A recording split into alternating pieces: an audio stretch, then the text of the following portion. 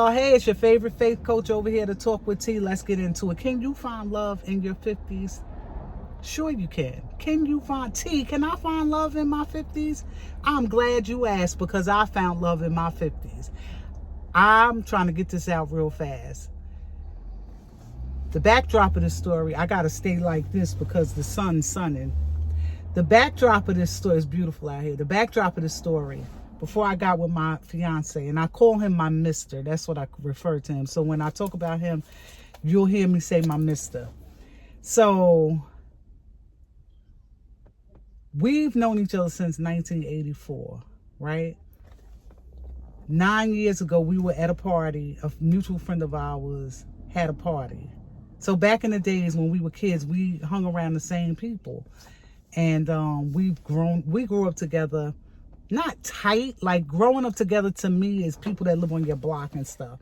And, you know, y'all in each other's house. But we was always in pass. And I always had a little crush on him. So 9 years ago, I see him at the party and I say something slick. I'm not going to tell y'all, because if this don't work out, I need all my slick lines for me. Just I'm joking, because this is going to work out. So he messages me on Facebook and he says to me everything I said to him at the party verbatim. And he also made me laugh. So we started messaging each other. Now, at the same time, now I'm not even looking at him like, ooh, this is going to be my boo thing. I'm not, because this is somebody from the old school, from back in the days, from my heyday. So I'm not taking him like, no, you know, not him. He's a good person, but I'm not thinking it's him. So this is what happened. Watch this. This is how faith plays a part in everything. And this is why I'm your faith coach. Now, during the same time, my ex-husband and I, because this will be my second marriage. This will be his first. My ex-husband and I, and this is during the pandemic, the height of it, we are texting, because I'm saying to myself, yo, every day somebody's dying. Every day somebody's leaving here. I'm getting scared. I want somebody to be there. You know, if anything should happen to me, I'm going back to my ex-husband. I feel like my ex-husband and I always made our way back to each other, even after the divorce, because we just didn't trust trying with somebody else. I do feel like my mom was just like, I always said, I can't picture another man walking around in a wife beater and drawers in my house. I just really couldn't. I could only see because we had been together for so long. So one day I'm sitting in my living room, and I'll never forget it. It's like it happened yesterday. I was setting up the date with the ex-husband. And my last text, God said, don't send it. Because we were trying to figure out where, because this pandemic, things are shut down. Where could we go? I really don't want to be outside. I really didn't even want to be around him, to tell you the truth, because I'm thinking somebody can come around me. I have a compromised immune system. I have lupus. I refer to it as the L. I don't have it. It don't have me. I'm dealing with it right now. But this is about to be eradicated out of my life. Side note. I got the L. I got the lupus. I'm scared really to have people around me, because I'm like, if I get this and get sick, it can be detrimental to my life, my health. Okay. But I'm taking a chance because, again, people are getting sick and leaving, which is weird, counterproductive, and all that stuff. So my last message to the ex-husband, God said, don't send it, erase it. And I erased it. And I didn't even plan on praying. I did not plan on praying. And you don't have to, and I don't normally plan to pray. However, there are sometimes I'm like, when I get in the bathroom, it's going to be me and God. When I get to the altar, it's going to be me and God, you know, stuff like that. But I put my phone down. I closed my eyes and I said, God, I'm not going back to him. And I called his name. I said, he is not a bad person. We just could never really work. God, send me somebody new that I can make new memories with. Send me somebody that will love me despite my faults, that will look past them. Send me somebody that won't judge me. But God, send me somebody that will love me wholeheartedly. And I said, amen. Those were my words. So back to my mister. Now we're inboxing it. I'm not thinking it's him. I'm not thinking it's him. We're inboxing, we're laughing, we're joking, we reminiscing about our old school days and stuff like that. And one day, I was just tired of messaging. I sent him my phone number. Again, I'm not thinking anything of it. Because this is my friend. Like, we've been friends since 1984. So, I sent him my phone number. So, now we're talking every day. Some days, because remember, we're quarantined. I'm not working. He's not working. We're quarantined. Every day we're on the phone for hours. I'm not thinking anything about this going to be my boyfriend. Couple of months into it, I did. But I was not going to tell him. I know I said something slick at that party, but I felt like after a while we were just too cool. You know, I just felt like, you know, when we could go outside, we'll just be outside and we'll see each other and we'll chill with each other. And to me, he was so awesome and dope. I was saying to myself, I don't have to be in a relationship with him as long as he's in my life as a friend. So I wasn't going to say anything. And now every day we talking. So at that time, I was living, my sister and I, we were sharing an apartment. And I said to him, I made a joke, and this is exactly what I said. I was like, yeah, you know, everything good, you know, good with me or whatever. And this wasn't even, I wasn't trying to plan anything, because I don't know. I wasn't trying to plan anything, but I did say, I said, you know, so I'm about to snatch me up 2 new boyfriends. And once I move from out of me and my sister sharing this apartment, I'm gonna snatch me up 2 boyfriends. So he whispered, no, you're not. I heard it, but I curved him because I need you to be direct. I'm not coming after you, even though after a while I started liking him. I would get off the phone with him because we would be on the phone for like 5-6 hours, 7-8 hours. I'm telling you, it was crazy.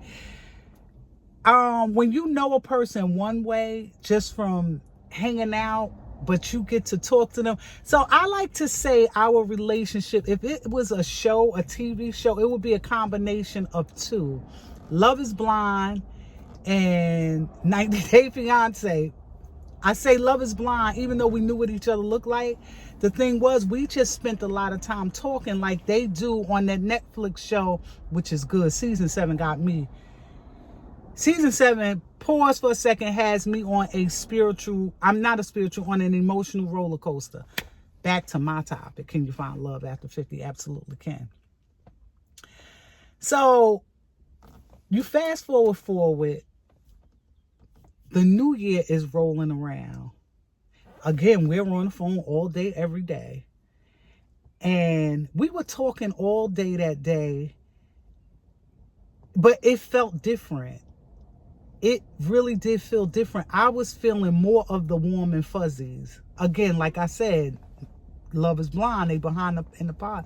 I was feeling more of the warm and fuzzies, and I was just like, but I'm not going to say anything. I'm not going to say anything. Because let's just see what happens. You know, I don't know. I was like, it can't be him. I've been knowing him since I was 14 years old. That is a long time. That's like 40 years or whatever, 39, 40 years.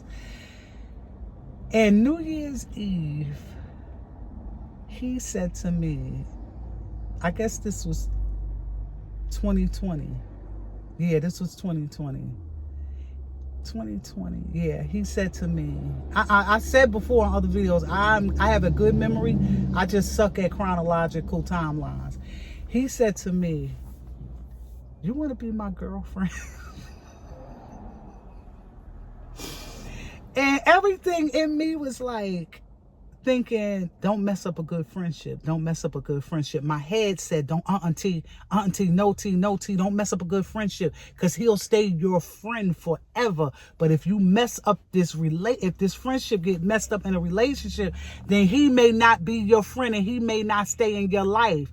But my heart spoke. When my mind was saying one thing, my heart said another and said, I most certainly will.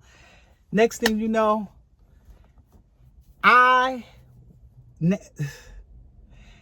we moved in together.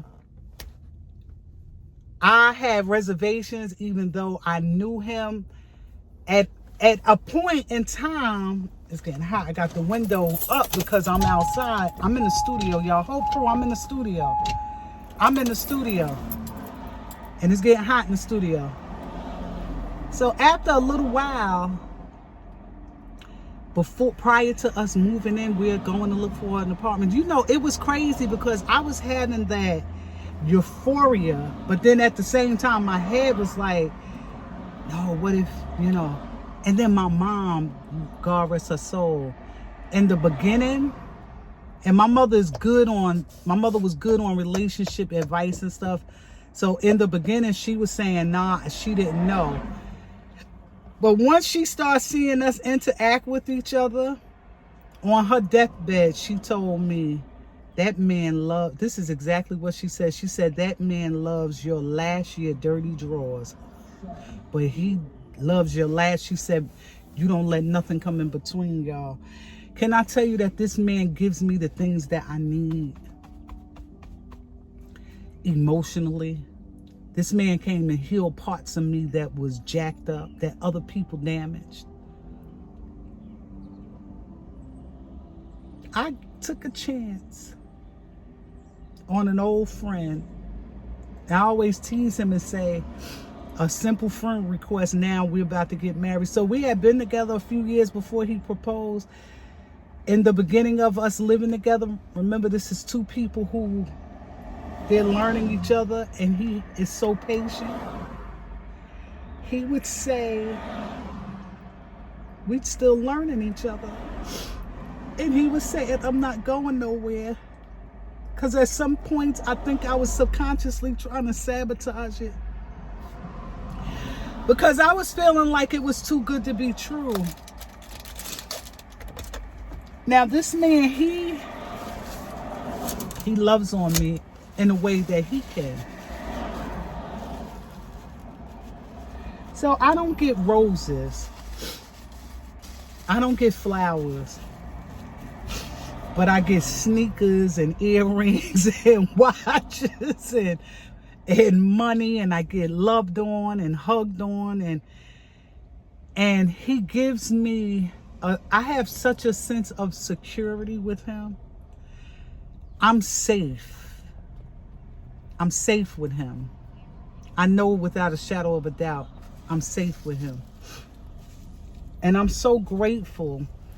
And I loved him already as a friend. I fell in love with him. I fell in love with him when we were in the pods on Love is Blind. And I say 90 Day Fiance because due to the simple fact, once we said we were going to be a couple, we started planning our life.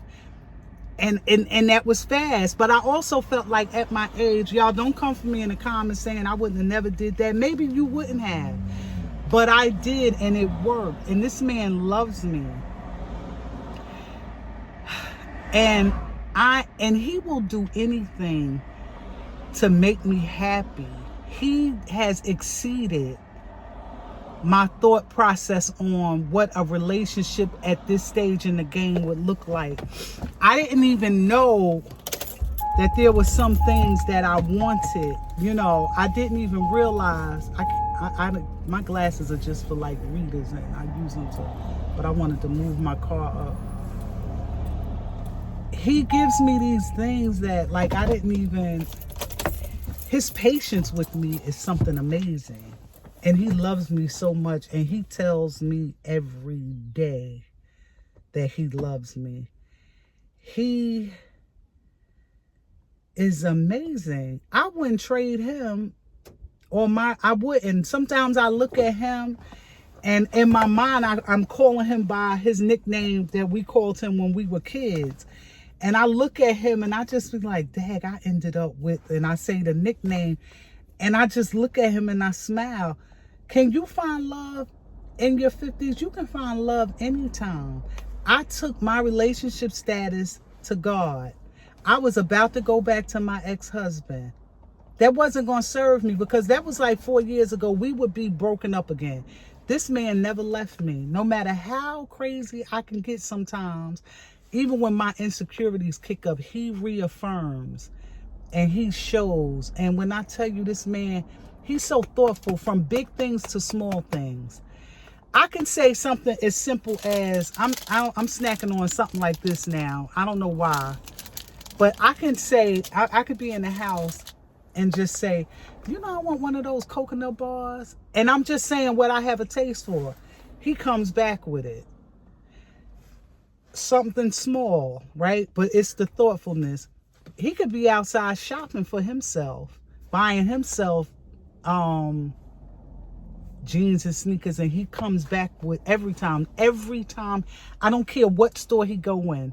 He can go in a clothing store, he comes back with something for me. He can go in a food store, he makes sure he come back with something for me. He can go in a sneaker store, he comes back with something for me.